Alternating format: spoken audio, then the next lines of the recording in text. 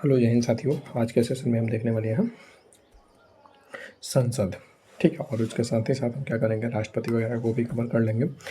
यह बहुत ही important topic होने वाला है क्योंकि यहाँ से पॉलिटी के आपके 1 से 2 प्रश्न देखने को मिलते हैं। ठीक है, तो आइए शुरू करते हैं। अगर हम बात करते हैं संघ की, तो 21 भाग में है। इसका उल्लेख किस भाग में है? तो इसका उल्लेख आपका 5 में है, भाग 5 में है। संघ का उल्लेख किस भाग में है? तो भाग 5 में है आपका। ठीक है, उसके बाद इसमें जो भाग 5 में है, जो संघ जो है आपका भाग 5 में है, और इसके टोटल कितने अध्याय हैं? तो 5 ही अध्याय है। टोटल कितने अध्याय हैं? तो 5 ही अध्याय हैं। ठीक, आपका पहला अध्याय में क्या किससे रिलेटेड है? तो ये आपका कार्यकारिणी से संबंधित है। दूसरा अध्याय जो है संसद से संबंधित है, और जो तीसरा अध्याय है राष्ट्रपति की विधायी शक्ति से संबंधित है, और जो चौथा अध्याय है वो आपका संघ की न्यायपालिका से संबंधित है, और जो आपका अध्याय 5 है वो भारत के नियंत्रक एवं महालेखा परीक्षक से संबंधित है, यानी CAG से संबंधित है। ठीक, पहला किससे संबंधित है? कार्यकारिणी से, दूसरा संसद से, तीसरा राष्ट्रपति की विधायी शक्ति से, और चौथा जो है आपका संघ की न्यायपालिका से है, और पाँचवा जो है भारत के नियंत्रक एवं महालेखा परीक्षक CAG से है। ठीक, उसके बाद अगर हम बात करते हैं कि भारत के राष्ट्रपति की, तो भारत के राष्ट्रपति की बात करें तो ये क्या होते हैं? तो संघ के प्रमुख होते हैं। क्या होते हैं जी? तो ये होते हैं संघ के प्रमुख। और अनुच्छेद 52 में किस चीज़ की चर्चा है? राष्ट्रपति पद की चर्चा है। अनुच्छेद 52 में किस चीज़ की चर्चा है? तो राष्ट्रपति की पद की चर्चा है कि भारत का क्या होगा, कि भारत का एक राष्ट्रपति होगा। किसका? तो भारत का एक राष्ट्रपति होगा। भारतीय संघ के प्रमुख भारत का प्रथम नागरिक होते हैं। जो राष्ट्रपति होते हैं क्या होते हैं कि ये भारत के प्रथम नागरिक होते हैं, और साथ ही साथ ये आपका सेना के सबसे प्रमुख सेना प्रमुख के रूप में भी काम करते हैं। यानी सेना के जो सबसे प्रमुख सेनापति के रूप में अगर मान सकते हैं, सबसे प्रमुख कोई भी होता है वो आपका राष्ट्रपति होता है। राष्ट्रपति ही किसी भी युद्ध को शुरू या फिर उसको समाप्ति की घोषणा करते हैं। ठीक, अगर हम बात करते हैं अनुच्छेद 33 में, तो संघ की जो कार्यकारी शक्ति है, संघ की जो कार्यकारी शक्ति है, ये आपका किस अनुच्छेद में है? तो वो आपका अनुच्छेद 53 में है। किस अनुच्छेद में है? तो आपका अनुच्छेद 53 में है। ठीक, संघ की अगर हम कार्यकारी शक्ति की बात करते हैं, संघ की अगर हम कार्यकारी शक्ति की बात करते हैं तो किस अनुच्छेद में है? तो 53 में है। ठीक है, राष्ट्रपति को जो शक्ति मिलता है किस अनुच्छेद के तहत मिलता है? तो आपका अनुच्छेद 53 के तहत ही मिलता है। इस बात को भी ध्यान रखिएगा। ठीक है, इस बात को भी क्या कीजिएगा, ध्यान रखिएगा। और जो संघ की कार्यकारी शक्ति होती है वो किस में निहित होता है? तो राष्ट्रपति में निहित होता है। किस में निहित होता है? तो राष्ट्रपति में निहित होता है। संघ के रक्षा बलों की सर्वोच्च कमान, संघ की रक्षा बलों की, इसी बात को कह रहे थे, संघ की जो रक्षा बलों की सर्वोच्च कमान जो होती है किसमें निहित होता है? तो राष्ट्रपति में ही निहित होता है। ठीक, किसमें निहित होता है? तो राष्ट्रपति में ही निहित होता है। ठीक, उसके बाद बात करते हैं राष्ट्रपति का चुनाव कैसे होता है। तो अनुच्छेद 54 में निर्वाचक मंडल द्वारा चुनाव होता है। किसके द्वारा? तो निर्वाचक मंडल द्वारा इनका चुनाव होता है राष्ट्रपति का। इसमें संसद के दोनों सदन और राज्य की विधानसभाओं के सदस्य भाग लेते हैं। ठीक है, और केवल निर्वाचित सदस्य होते हैं, यानी मनोनीत सदस्य इसमें भाग नहीं लेते हैं। मनोनीत सदस्य इसमें भाग नहीं लेते हैं, केवल निर्वाचित सदस्य भाग लेते हैं। एक तो मनोनीत सदस्य भाग नहीं लेते हैं, और दूसरा आपका विधान परिषद के सदस्य इसमें भाग नहीं लेते हैं, क्योंकि सभी राज्य में विधान परिषद तो है नहीं। कितने राज्य में है? तो केवल 6 राज्य में विधान परिषद है। ठीक, तो अनुच्छेद जो 54 है आपका निर्वाचक मंडल बताता है कि भाई इसके चुनाव में कौन कौन भाग लेते हैं। तो संसद के दोनों जो सदन है, संसद के दोनों जो सदन है, कौन राज्यसभा और लोकसभा, ये भाग लेंगे, और राज्य के विधानसभा के केवल निर्वाचित सदस्य भाग लेते हैं। इसमें कौन भाग लेते हैं? तो केवल निर्वाचित सदस्य आपके भाग लेते हैं।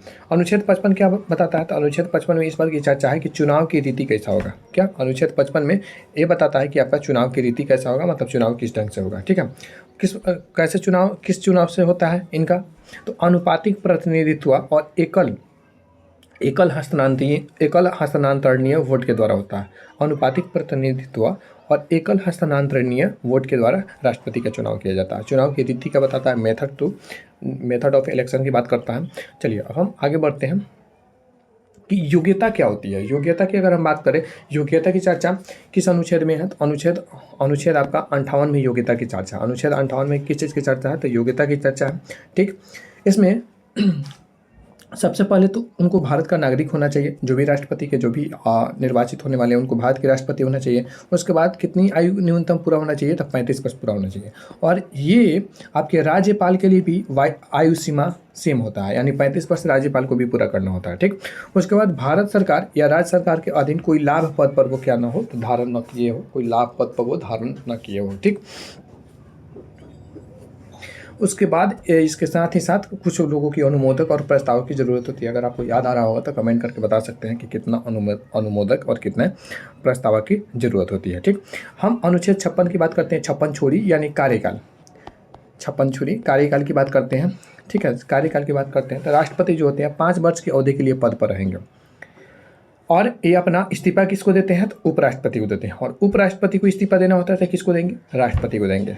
ठीक है, उसके बाद अगर हम 57 की बात करते हैं, 57 और 59 में किस चीज़ की बात है, तो 57 में है पुनः चुनाव के लिए ये बाध्य है, यानी कोई भी व्यक्ति भारत में कितना बार भी 2 बार 3 बार 4 बार 10 बार यानी एक टाइम तक वह राष्ट्रपति बन सकता है। इसके लिए कोई बाध्य नहीं है कि 2 ही बार, अधिकतम की चर्चा नहीं है, जितना बार हो सकता है उतना बार वो बन सकता है। ठीक, 59 में किस बात की चर्चा है, तो संसद के किसी सदन या राज्य विधानमंडल का सदस्य नहीं होगा।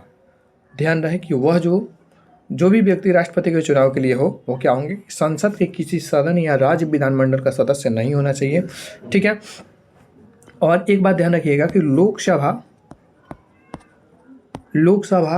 के जो भी सदस्य होते हैं उनकी योग्यता होना चाहिए राष्ट्रपति के उम्मीदवार में लोकसभा के योग्यता होना चाहिए। ठीक है, जो डिमांड होता है उनके पद शर्तों के लिए जो भी ज़रूरत होती है वो राष्ट्रपति के लिए भी लागू होता है। ठीक, उसके बाद अगर हम बात करते हैं शपथ और महाभियोग की प्रक्रिया, शपथ की चर्चा किस अनुच्छेद में है, तो अगर हम शपथ की बात करते हैं तो शपथ की चर्चा आपका अनुच्छेद 60 में है। भारत के मुख्य न्यायाधीश CJI द्वारा या उनकी अनुपस्थिति में सुप्रीम कोर्ट के वरिष्ठतम न्यायाधीश द्वारा इनको शपथ दिलाया जाता है। किनको, राष्ट्रपति। अब इन कौन राष्ट्रपति है, तो द्रौपदी मुर्मू है। कौन से क्रम की, द्रौपदी मुर्मू है। और कौन से क्रम की है, तो आपका क्रम है आपका 15वां क्रम है। उपराष्ट्रपति कौन है, तो CP राधाकृष्णन है। ठीक, उसके बाद हम बात करते हैं कि महाभियोग की चर्चा किस अनुच्छेद में है, तो महाभियोग की चर्चा आपका अनुच्छेद 61 में है। अनुच्छेद 61 में महाभियोग की चर्चा, अनुच्छेद 61 में क्या है, तो महाभियोग की चर्चा है किस आधार पर महाभियोग चलाया जा सकता है, तो संविधान का अगर ये उल्लंघन करे, या तो ये संविधान का उल्लंघन करे, या फिर ऐसा भी हो सकता है कि इनके विरुद्ध प्रस्ताव कोई पेश कर देता है। सदन के कुल सदस्य के जब 1/4 सदस्यों द्वारा हस्ताक्षरित और 14 दिनों के लिए लिखित नोटिस दिया जाता है। क्या, लिखित नोटिस दिया जाता है प्रस्ताव पेश करके भी, और महाभियोग लाने से 14 दिन पहले इनको क्या करना होता है, इनको नोटिस देना होता है। 14 दिन पहले इनको नोटिस देना होता है कि भाई आपके विरुद्ध क्या हो रहा है, कि महाभियोग का प्रस्ताव आ रहा है, सावधान। ठीक, उसके बाद जो प्रथम सदन की बात करते हैं, तो प्रस्ताव सदन की कुल सदस्यों के कम से कम 2/3 बहुमत से पारित होना चाहिए। कितना, 2/3 बहुमत से क्या होना चाहिए, तो पारित होना चाहिए। कितना लोगों का हस्ताक्षरित होना चाहिए, 25% लोगों का हस्ताक्षरित यानी सिग्नेचर होना चाहिए। और कितना लोगों की अगर हम बात करते हैं, प्रस्ताव सदन की कुल सदस्यता के कम से कम 2/3 बहुमत से क्या होना चाहिए, 2/3 बहुमत से पारित होना चाहिए। यानी अगर 3 लोग हैं तो 2 लोग सहमत होना चाहिए कि राष्ट्रपति को हटाया जाए। ठीक, उसके बाद अगर हम बात करते हैं द्वितीय सदन की बात करते हैं, तो दूसरे सदन द्वारा आरोपी की जाँच यदि 2/3 बहुमत से पारित हो तो राष्ट्रपति निष्कासित हो जाते हैं। प्रथम सदन में 2/3 बहुमत से पारित होना चाहिए। दूसरे सदन में क्या होना चाहिए कि जब द्वितीय सदन में जाए तो दूसरे सदन द्वारा आरोपी की जांच किया जाता है। जो भी आरोप लगाया गया अगर उसकी जांच किया जाता है और वहाँ भी पाया जाता है कि 2/3 जो सदस्य हैं वे इनके विपक्ष में हैं, तो फिर राष्ट्रपति को क्या करना होता है, अपना त्यागपत्र देना होता है। ठीक, उसके बाद अगर हम बात करते हैं कि रिक्ति भरने का चुनाव और क्षमादान की शक्ति, अगर हम बात करते हैं रिक्ति भरने का चुनाव और क्षमादान की शक्ति, अगर हम राष्ट्रपति की क्षमादान की शक्ति की बात करते हैं तो 72 में इनको क्षमादान की शक्ति है। और यहाँ तक ये मृत्यु को भी ये क्षमादान प्राप्त कर सकते हैं, यानी किसी को भी मृत्युदंड मिला है तो उसको भी ये माफ़ कर सकते हैं। ठीक, उसके बाद अगर हम अनुच्छेद 32 की बात करते हैं तो अनुच्छेद 32 में क्या है, तो अनुच्छेद 32 में रिक्ति की चर्चा है। अनुच्छेद 32 में क्या है, रिक्ति की चर्चा है। राष्ट्रपति का पद भरने के लिए चुनाव कार्यकाल की समाप्ति से पहले पूरा किया जाएगा। राष्ट्रपति का जो पद है जो भरने के लिए चुनाव कार्यकाल की समाप्ति से पहले पूरा किया जाएगा। राष्ट्रपति का पद कभी खाली नहीं होना चाहिए। जैसे मान लीजिए पहले ही चुनाव कर लिया जाता है, ताकि जब दूसरे राष्ट्रपति के कार्यकाल की समाप्ति हो तो आसानी से क्या हो सके कि पद कभी रिक्त ना हो, ठीक है, ये आराम से उसी दिन या फिर उससे कुछ दिन पहले या पहले से ही क्या हो जाए, आराम से ये राष्ट्रपति बन जाए, ठीक। उसके बाद राष्ट्रपति का पद भरने के लिए चुनाव कार्यकाल की समाप्ति से पहले ही पूरा किया जाएगा। अगर हम बात करते हैं अगर मृत्यु हो जाता है या फिर इस्तीफा या निष्कासन के मामले में 6 महीने के भीतर चुनाव का प्रावधान है। कितने महीने के भीतर? तो 6 महीने के भीतर चुनाव का प्रावधान है। इस बात को भी ध्यान रखिएगा कि अगर राष्ट्रपति की मृत्यु हो जाती है या फिर इस्तीफा दे देते हैं या फिर इनको महाभियोग चलाया जाता है, किसमें चर्चा है? तो 61 में चर्चा है। तो कितने दिनों के भीतर चुनाव कराना अनिवार्य है? तो 6 महीनों के भीतर आपको चुनाव कराना अनिवार्य है। तब तक उपराष्ट्रपति, और मान लीजिए 6 महीने तक क्या होगा, तो 6 महीने तो वो पद रिक्त नहीं हो सकता। तब तक या तो उपराष्ट्रपति, अगर उपराष्ट्रपति या CGI या फिर SC यानी सुप्रीम कोर्ट के न्यायाधीश कार्यवाहक राष्ट्रपति होंगे, और मोहम्मद हिदायतुल्लाह ऐसे राष्ट्रपति के रूप में पदभार भी संभाले। अनुच्छेद अगर 72 की बात करते हैं तो अनुच्छेद 72 में क्या है? क्षमादान की शक्ति है। अनुच्छेद 72 में किसी की चर्चा है तो क्षमादान की शक्ति है। राष्ट्रपति के पास सजा को क्षमा करने, राहत देने, विराम देने या फिर कम करने या सजा को निलंबित करने के या कम करने की शक्ति होगी, ठीक है, या फिर कम करने की शक्ति होगी, ठीक। अच्छा, जो CGI की नियुक्ति होता है, CGI की नियुक्ति होता है कौन करते हैं? तो CGI की अगर हम नियुक्ति की बात करते हैं तो ये राष्ट्रपति ही करते हैं। ध्यान रखिएगा, प्रश्न पूछा हुआ प्रश्न है आपके 2025 के एग्जाम में पूछा हुआ प्रश्न है कि CGI की नियुक्ति कौन करते हैं? तो राष्ट्रपति करते हैं, ठीक है। राष्ट्रपति को शक्ति किस अनुच्छेद के तहत मिलता है? तो वो आपका 53 के तहत मिलता है। किसके तहत? तो 53 के तहत मिलता है। और अगर हम बात करते हैं, चलिए आगे बात करते हैं, जो भी बात करना होगा। अब हम बात कर लेते हैं भारत के उपराष्ट्रपति की। किसकी? तो भारत की। अच्छा, जो आर्टिकल आपका 123 है, जो आपका आर्टिकल 123 है, अध्यादेश से संबंधित है। आर्टिकल जो 123 है वो आपका अध्यादेश से संबंधित है। और आपातकाल की अगर हम बात करते हैं तो आपातकाल आपका 352, 356 और 360 में इसका प्रावधान है। 352, 356 और 360 में इसका प्रावधान है। 352 में आपका क्या है? राष्ट्रीय आपातकाल। उसके बाद 356 में आपका क्या है कि राज्य में जब भी शासन व्यवस्था बिगड़ती है तो वहाँ पर राज्य स्तर पर जो भी राष्ट्रपति जो शासन लागू किया जाता है वो 356 में है, और 360 में आपका वित्तीय आपातकाल की चर्चा है। और आपातकाल की घोषणा कौन करते हैं? तो आपातकाल की घोषणा, ठीक है, राष्ट्रपति के आधार पर ही किया जाता है, ठीक। उसके बाद हम भारत के उपराष्ट्रपति की अगर हम बात करते हैं तो अनुच्छेद 63 में क्या है? अनुच्छेद 63 में आपका अनुच्छेद 63 में है कि भारत का एक उपराष्ट्रपति होगा। जिस प्रकार 52 में क्या चर्चा था? 52 में जो चर्चा था कि भारत का एक राष्ट्रपति होगा, ठीक उसी प्रकार 63 में क्या है कि भारत का एक उपराष्ट्रपति होगा। क्या? कि भारत का एक उपराष्ट्रपति होगा।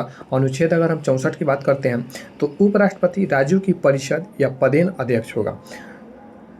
जो उपराष्ट्रपति होते हैं क्या होते हैं? राज्यसभा के उपराष्ट्रपति जो होते हैं राज्यसभा के अध्यक्ष के रूप में काम करते हैं, या फिर सभापति के रूप में काम करते हैं, या फिर सभापति के रूप में काम करते हैं। ये पदेन होते हैं। जो भी उपराष्ट्रपति होगा क्या होगा? राज्यसभा का अध्यक्ष होगा। राज्यसभा का क्या होगा? अध्यक्ष होगा या फिर सभापति होगा, ठीक है। तो ध्यान रखिएगा, अभी राज्यसभा के सभापति कौन है? CP राधाकृष्णन है। क्यों? क्योंकि यही उपराष्ट्रपति हैं, ठीक। तो अनुच्छेद 64 में यही बात बताया गया है कि उपराष्ट्रपति जो होंगे राज्यों की परिषद का पदेन अध्यक्ष होगा। लाभ का कोई अन्य पद धारण नहीं किए हुए, कोई लाभ के पद पर नहीं होना चाहिए। 63 में क्या कहा गया है कि भारत का एक उपराष्ट्रपति होगा। 64 में उपराष्ट्रपति होंगे जो राज्यसभा के पदेन अध्यक्ष होते हैं। और 66 में अगर हम बात करते हैं तो 66 में चुनाव और योग्यता की चर्चा है। किस चीज़ की चर्चा है 66 में?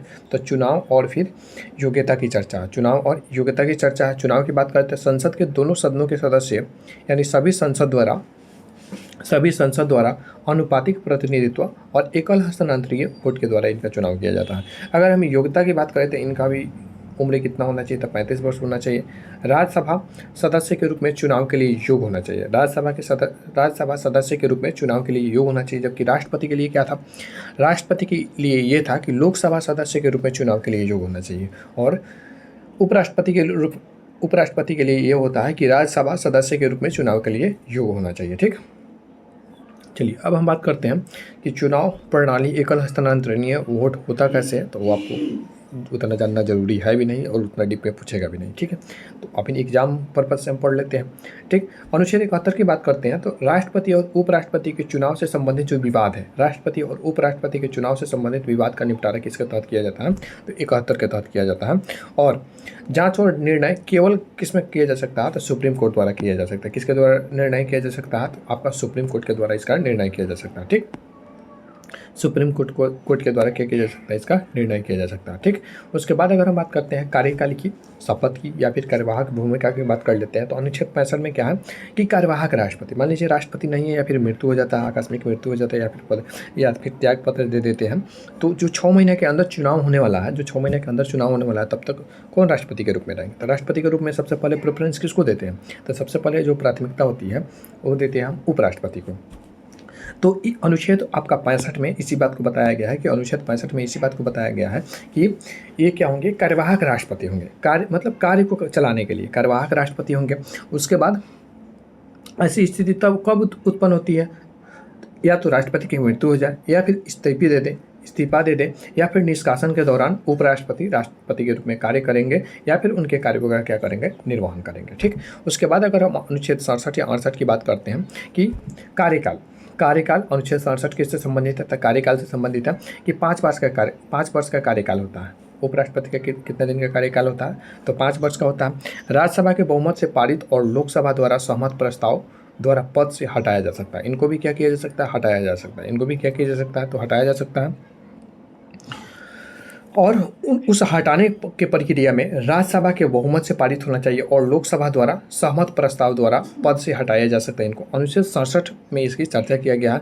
रिक्ति भरने के लिए चुनाव, अगर उपराष्ट्रपति अगर रिक्त हो जाते हैं तो रिक्ति भरने के लिए चुनाव 60 दिनों के भीतर हो जाना चाहिए। कितना होना चाहिए, चुनाव 60 दिनों के भीतर हो जाना चाहिए, यानी 2 महीना।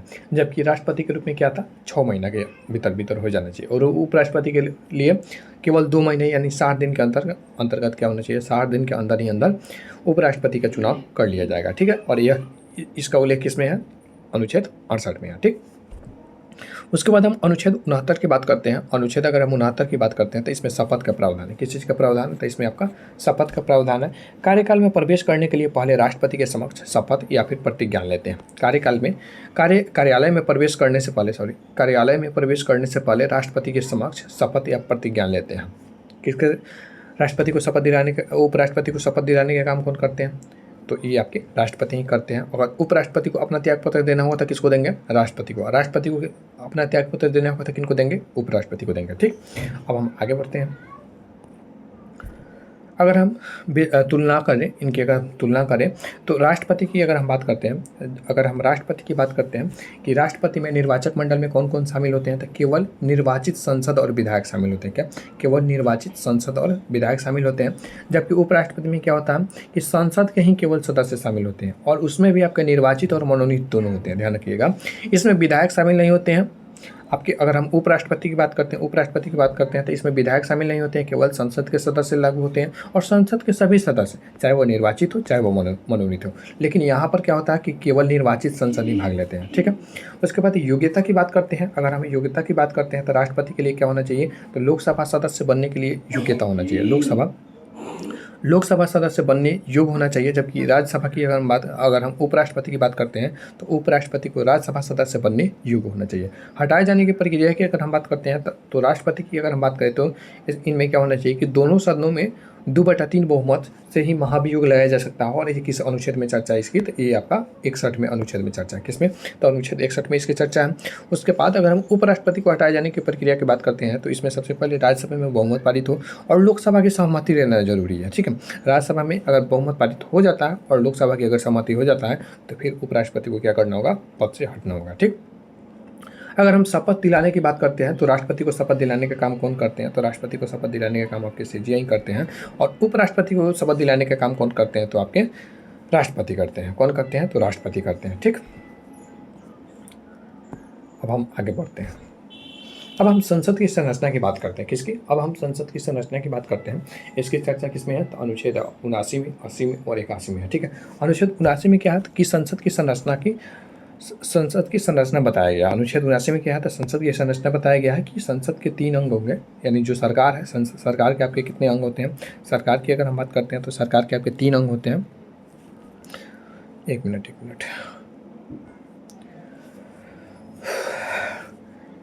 एक तो आपके जो संसद जो होता है, संसद का 3 अंग होता है। संसद के कितने अंग होते हैं, तो संसद के 3 अंग होते हैं। एक तो राष्ट्रपति होते हैं, दूसरा राज्यसभा और तीसरा लोकसभा। कुछ इस प्रकार का डायग्राम से हम समझ सकते हैं। सबसे पहले क्या होता है, लोकसभा होता है, ठीक है। उसके बाद राज्यसभा होता है और फिर होते हैं आपके प्रेसिडेंट साहब, यानी राष्ट्रपति होते हैं, ठीक। इसको हम ऐसे समझ सकते हैं, ठीक है। इसको हम कैसे समझ सकते हैं, ऐसे समझ सकते हैं।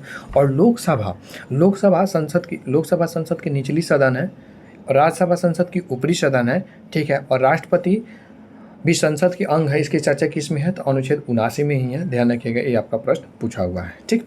अगर हम अनुच्छेद, ये तो संसद की संरचना की बात की है, तो किस में है संसद की संरचना की बात, आपका संसद की संरचना का उल्लेख आपका अनुच्छेद 79 में है। अनुच्छेद 79 में है कौन निचला सदन होगा, कौन ऊपरी सदन होगा, कौन कौन अंग होगा संसद की, ये सारा का सारा जो संसद की जो संरचना है, यानी 3 लोगों से मिलकर बना हुआ होता है। एक लोकसभा, दूसरा राज्यसभा और तीसरा प्रेसिडेंट। अगर हम अनुच्छेद 80 की करते हैं, अगर हम अनुच्छेद 80 की बात करते हैं, तो अनुच्छेद जो 80 है वो आपका राज्यसभा से संबंधित है। आप सरल से याद रख सकते हैं। इसमें आपका 79 में संसद की संरचना से संबंधित है, 80 में आपका राज्यसभा से संबंधित है और 81 लोकसभा से संबंधित है, ठीक। उसके बाद अगर हम बात करते हैं कि 80 में क्या है, तो राज्यसभा की चर्चा, अधिकतम सदस्य कितने हो सकते हैं, तो अधिकतम आपके 250 सदस्य हो सकते हैं, जिसमें से 238 निर्वाचित होते हैं और 12 जो सदस्य होते हैं वो राष्ट्रपति द्वारा मनोनीत होते हैं, ठीक है। कला के क्षेत्र में, विज्ञान के क्षेत्र में, साहित्य के क्षेत्र में, ठीक है, या फिर सामाजिक सेवा के क्षेत्र में ये क्या कर सकते हैं, 12 लोगों को मनोनीत कर सकते हैं राज्यसभा के सदस्य के रूप में, ठीक। राज्य और केंद्र शासित प्रदेशों द्वारा ये चुने जाते हैं, ठीक है। राज्यों और केंद्र शासित प्रदेशों द्वारा क्या किए जाते हैं कि ये चुने जाते हैं, ठीक है। उसके बाद हम अनुच्छेद 81 की बात करते हैं। अनुच्छेद 81 में लोकसभा की चर्चा है और इसमें अधिकतम सदस्य कितने हो सकते हैं, तो अधिकतम 550 हो सकते हैं, जिसमें से राज्य से कितने आते हैं, तो 530 राज्य से आते हैं और 20 जो सदस्य होते हैं वे केंद्र शासित प्रदेश से आते हैं, ठीक है। और इनका जो चुनाव है, यानी लोकसभा के संसद का जो चुनाव है, सीधे जनता द्वारा किया जाता है। फर्स्ट पास्ट द पोस्ट प्रणाली से ये चुने जाते हैं, ठीक है। सीधे FPTP यानी first past the post system से ये चुने जाते हैं, ठीक है। जबकि इन लोगों का जो चुनाव की बात करते हैं, राज्यसभा के चुनाव की बात करते हैं, तो ये अगर हम बात करते हैं तो ये लोकसभा के जो भी सदस्य होते हैं उनके द्वारा ये क्या होते हैं, चुनाव किए जाते हैं, या फिर विधानसभा के सदस्यों द्वारा, विधानसभा के जो भी सदस्य होते हैं उनमें क्या होता है कि अपने में ही क्या करते हैं, जैसे अपने में ही लोगों को क्या करते हैं, बहुमत से पारित कर देते हैं कि ये राज्यसभा के लिए एलिजिबल है, वो उनका भी वोटिंग होता है। और विधानसभा के सदस्य अपने में से ही सदस्य को क्या करते हैं, विजित करके राज्यसभा में भेजने का काम करते हैं, ठीक। अब हम बात कर लेते हैं कि संसद के सत्र और प्रमुख अधिकारी की बात करते हैं। अनुच्छेद 85 में किस बात की चर्चा है, तो संसद के सत्र की चर्चा है, ठीक है। संसद के सत्र की चर्चा किस में है, तो आपका अनुच्छेद 85 में है। राष्ट्रपति द्वारा इसका क्या किया जाता है कि आहूत किया जाता है, सत्रावसान किया जाता है, और लोकसभा को भंग करना। 2 सत्रों के बीच अधिकतम अंतराल कितना होना चाहिए, 2 सत्रों के बीच अधिकतम अंतराल कितना होना चाहिए, तो 6 महीने होना चाहिए, ठीक है। अनुच्छेद 87 जो है आपका राष्ट्रपति के विशेष अभिभाषण से संबंधित है। अनुच्छेद 87 किससे है, राष्ट्रपति के विशेष अभिभाषण से संबंधित है। अनुच्छेद जो 89 है आपका भारत के उपराष्ट्रपति पदेन सभापति होंगे, ठीक है। भारत के जो उपराष्ट्रपति होंगे, जो कि उल्लेख आपका 64 में भी था कि भारत के जो उपराष्ट्रपति होंगे वे राज्यसभा के पदेन सभापति होंगे। सदस्य अपने उपसभापति का चुनाव करते हैं और राज्यसभा के सभापति के अनुपस्थिति में, राज्यसभा के सभापति की अनुपस्थिति में कौन कार्यभार संभालते हैं, तो उपसभापति संभालते हैं।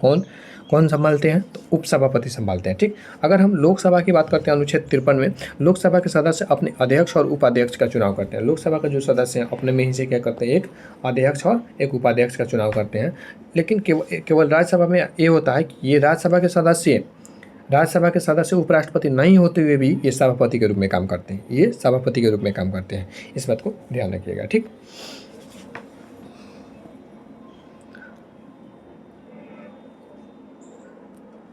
संसद के अगर हम बात करते हैं आपका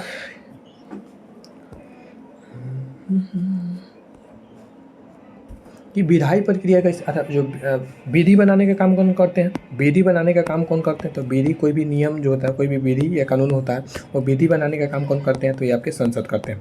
संसद के पास एक पावर होता है, क्या संसद के पास ये पावर होता है कि संविधान संशोधन कर सके और किसी भी राज्य या सीमा का नाम परिवर्तित कर सके, किसी भी राज्य या फिर सीमा का नाम को क्या कर सके, परिवर्तित कर सके।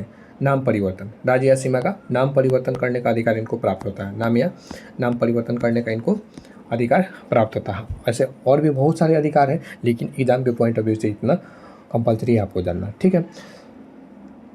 कानून बनाना भी, एक कानून भी बनाने का काम करते हैं आपके जो संसद होते हैं, कानून भी देश स्तर पर कानून भी बनाने का काम करते हैं, कानून भी बनाने का ये काम करते हैं, ठीक है। कानून बनाना इनका भी क्या होता है, एक चलिए अब हम बात करते हैं विधायी प्रक्रिया और संयुक्त बैठक की। विधायी प्रक्रिया और संयुक्त बैठक की बात करते हैं तो 107 में क्या है कि विधेयकों को पूर्व स्थापन और पारित करना किसी भी सदन में पेश हो सकता है, ठीक है। अनुच्छेद 107 में क्या है कि विधायकों को पूर्व स्थापन और पारित करना किसी भी सदन में ये पेश हो सकता है और दोनों क्या कर सकते हैं, मतलब अगर कोई भी विधि बनाना है तो आप उसको या चाहे लोकसभा में पेश करें चाहे राज्यसभा में पेश करें, कोई भी बात नहीं, कोई भी दिक्कत नहीं, आप किसी भी सदन से आप क्या कर सकते हैं, इसको लागू कर सकते हैं, पेश कर सकते हैं। लेकिन धन विधेयक या वित्त विधेयक में ये नियम लागू नहीं होता है। धन विधेयक की बात करें, वित्त विधेयक की बात करें, ठीक है, इसको सबसे पहले आपको कहाँ प्रस्तुत करना होता है, तो केवल लोकसभा में इसको प्रस्तुत किया जा सकता है, ठीक है।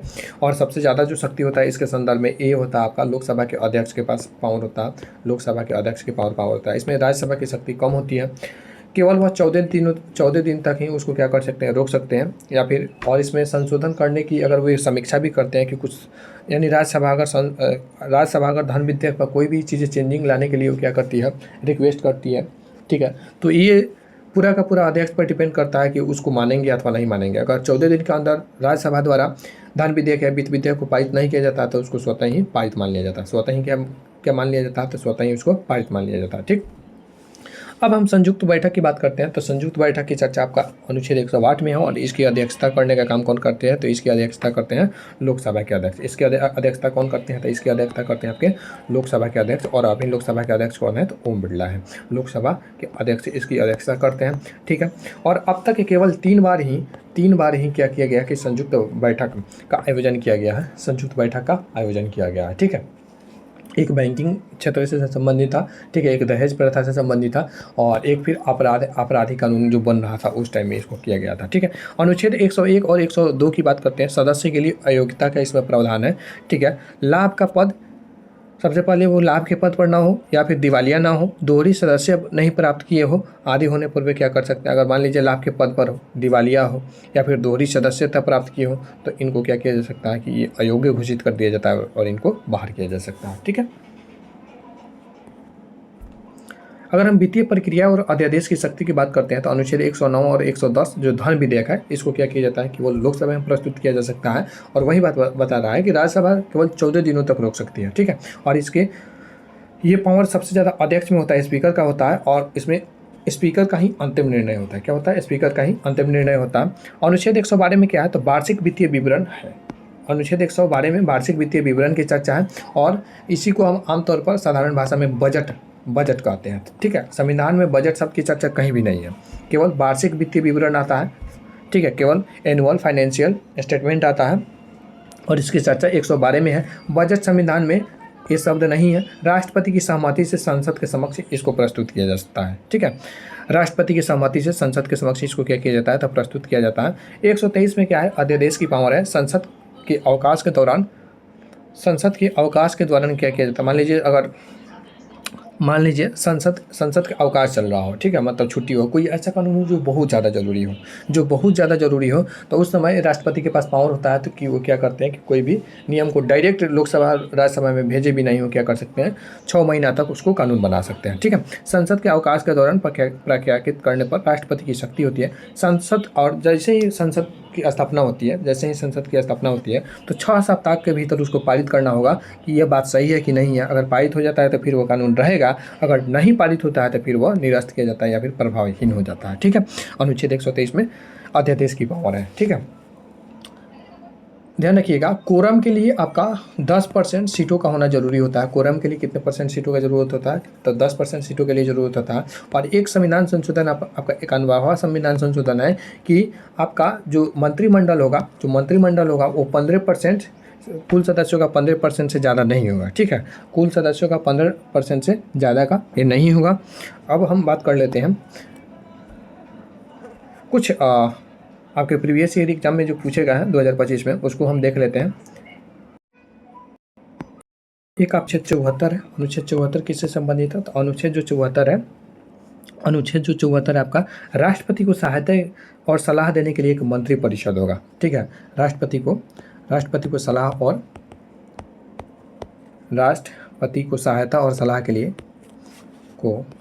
सहायता और सलाह के लिए एक मंत्री परिषद का गठन किया जाएगा। एक किसकी चर्चा है? इसे आपका अनुच्छेद 74 में चर्चा है। मंत्री परिषद का गठन किया जाएगा सलाह के लिए मंत्री परिषद और इनकी संख्या कितना होना चाहिए? 15% से ज़्यादा आपका नहीं होना चाहिए। ठीक है, उसके बाद एक अगला प्रश्न पूछा गया है कि वित्त आयोग की चर्चा किस में है? तो वित्त आयोग की अगर हम चर्चा की बात करते हैं तो आर्टिकल 280 वित्त आयोग से संबंधित है। किससे संबंधित है? आर्टिकल 280 है वो आपके वित्त आयोग से संबंधित है। ठीक है, वित्त आयोग से संबंधित है। अगर हम बात करते हैं कि उच्च न्यायालय और मुख्य न्यायाधीश और अन्य न्यायाधीश की नियुक्ति किसके द्वारा किया जाता है? तो उच्च न्यायालय के मुख्य न्यायाधीश और अन्य न्यायाधीशों की नियुक्ति किसके द्वारा किया जाता है? तो ये आपके राष्ट्रपति के द्वारा किया जाता है। किनके द्वारा किया जाता है? तो ये आपके राष्ट्रपति के द्वारा किया जाता है। ठीक है, राष्ट्रपति को आवाहन या फिर सत्रवसान करने या फिर लोकसभा को भंग करने की शक्ति किसके पास होती है? तो आर्टिकल 85 के तहत यह शक्ति किसको होती है? तो ये राष्ट्रपति को ही होती है। यह शक्ति किसको होती है? तो यह आपको राष्ट्रपति को ही होती है। ठीक है, और भारत में विधायी शाखा के अंतर्गत संसद के कितने सदन होते हैं? अगर हम संसद के टोटल सदन की बात करते हैं तो संसद के विधायी शाखा के अंतर्गत सदन के शाखा की बात करते हैं। ठीक है, संसद के शाखा की बात करते हैं तो केवल क्या होते हैं? 2 होते हैं। एक तो लोकसभा होता है और दूसरा राज्यसभा होता है। एक तो लोकसभा होता है और दूसरा कौन होता है? तो राज्यसभा होता है। ठीक है, उसके बाद अगर हम बात करते हैं भारत के संवैधानिक प्रमुख कौन होते हैं? तो भारत के संवैधानिक प्रमुख आपके राष्ट्रपति ही होते हैं। भारत के जो राष्ट्रपति होते हैं संवैधानिक प्रमुख होते हैं। ठीक है, ये आपके संवैधानिक प्रमुख होते हैं। कौन? तो राष्ट्रपति ही होते हैं। ठीक है, उसके बाद अगर हम बात करते हैं सारे आपके 2025 के एग्जाम में पूछे हुए प्रश्न हैं। ठीक है, तो अगर हम बात करते हैं कि भारत सरकार के कितने अंग हैं? भारत सरकार के अगर हम अंग की बात करते हैं तो भारत सरकार के 3 अंग हैं। भारत सरकार के अंग कितने हैं? तो भारत सरकार के 3 अंग हैं। कौन कौन? तो एक तो आपका कार्यपालिका है, कार्यपालिका हो गया, दूसरा आपका विधायिका हो गया और तीसरा विधायिका हो गया और तीसरा आपका कौन हो गया? तो तीसरा आपका न्यायपालिका हो गया। तीसरा आपका न्यायपालिका हो गया। ठीक, उसके बाद अगर हम बात करते हैं कि संसद के पास क्या राज्य के नाम बदलने की शक्ति होती है? तो बिल्कुल होती है जी। ठीक है, बिल्कुल होती है। भारत में शासन की विधायी शाखा या कानून बनाना प्रभावी कौन करते हैं? कानून बनाने की प्रभारी कौन होते हैं? तो राष्ट्रपति। कोई भी विधि है वो तब तक कोई भी विधेयक है आपका जब तक राष्ट्रपति का सिग्नेचर नहीं हो जाता है, चाहे वो लोकसभा से पारित हो गया हो, राज्यसभा से पारित हो, यानी दोनों सदन से पारित हो गया हो, और राष्ट्रपति के जब तक उस पर हस्ताक्षर नहीं होगा तब तक वो एक्ट नहीं बनेगा, तब तक वह कानून नहीं बनेगा। ठीक है, इस बात को भी ध्यान रखिएगा। ठीक,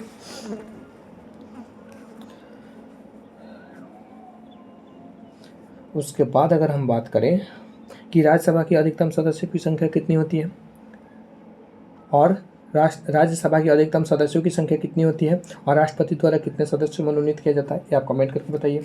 ठीक है, एक है कि आप कमेंट करके बता सकते हैं। उसके बाद भारतीय संविधान के किस अनुच्छेद में लोकसभा के अध्यक्ष का पद का उल्लेख किया गया है? भारतीय संविधान के किस अनुच्छेद में लोकसभा के अध्यक्ष का उल्लेख किया गया है? तो आपका अनुच्छेद 93 है। ठीक है, ध्यान रखिएगा, अनुच्छेद 93 में लोकसभा के अध्यक्ष का उल्लेख किया गया है। ठीक है, तो इस तरह आपका PYQ भी कंप्लीट हो गया और मिलते हैं नेक्स्ट वीडियो में नए टॉपिक के साथ। तब तक पढ़ते रहिए, बढ़ते रहिए, अपना और अपनों का ख्याल रखिए। कमेंट करके बता सकते हैं कि आपको यह सेशन कैसे लगा हो, जो कुछ भी लगा हो, अच्छा लगा हो या बुरा लगा हो। आपका ये कमेंट हमारे लिए बहुत मायने रखता है। Thank you for watching this video.